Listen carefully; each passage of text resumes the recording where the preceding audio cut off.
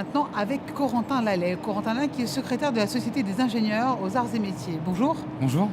Comment on se sent ici sur l'usine extraordinaire? Un sentiment, beaucoup de fierté.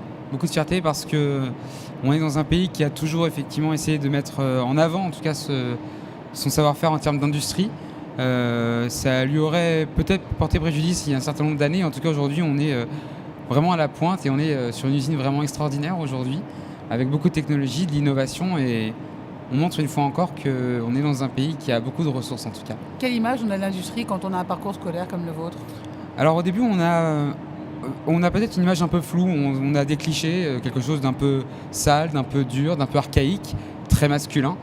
Et au fur et à mesure qu'on avance un peu dans ces études, ce qui était mon cas, on commence à découvrir des machines de technologie, un savoir-faire de précision, un milieu qui commence à se diversifier. On voit de plus en plus de femmes entrer dans les parcours d'ingénierie. Et finalement, les clichés disparaissent petit à petit. Et aujourd'hui, dans un milieu industriel, on se rend compte que finalement, les clichés n'existent plus. On est sur quelque chose de totalement novateur. Oui, j'imagine.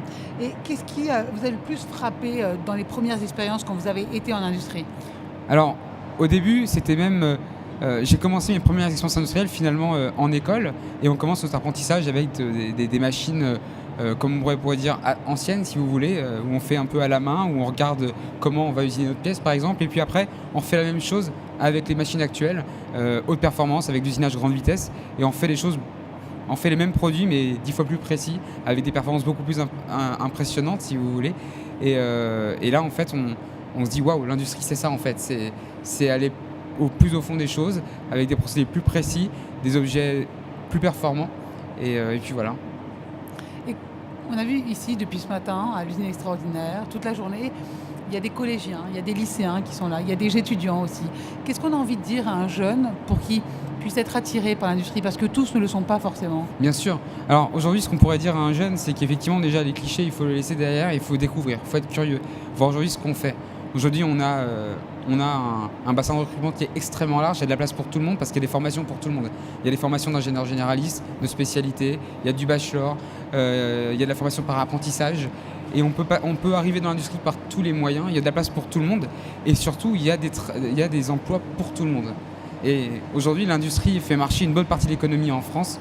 Donc on ne peut que s'encourager à entamer ces démarches-là pour aller dans l'industrie, parce qu'on va apprendre beaucoup pour soi et on va faire beaucoup pour notre pays et notre économie. Qu'est-ce qui manque en fait? De la pédagogie, de la politique pour attirer les jeunes vers l'industrie? Peut-être une pédagogie qui doit plus anticiper les besoins de l'industrie, plus en amont, les approfondir, et sans cesse se remettre en question, en tout cas sur la façon d'enseigner les choses, et peut-être un peu plus encore impliquer les élèves, etc.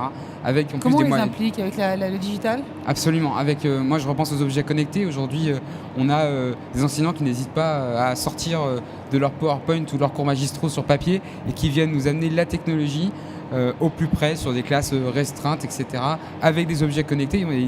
Des fois, on manipule des tablettes et ils nous montrent voilà, les objets qu'on réalise, on peut les construire à la main. Et en fait, c'est beaucoup plus interactif, beaucoup plus pédagogique. Et alors du coup, forcément, beaucoup plus attractif in fine. Corentin Lallet, merci beaucoup, secrétaire de la Société des ingénieurs arts et métiers. Merci Merci beaucoup. beaucoup.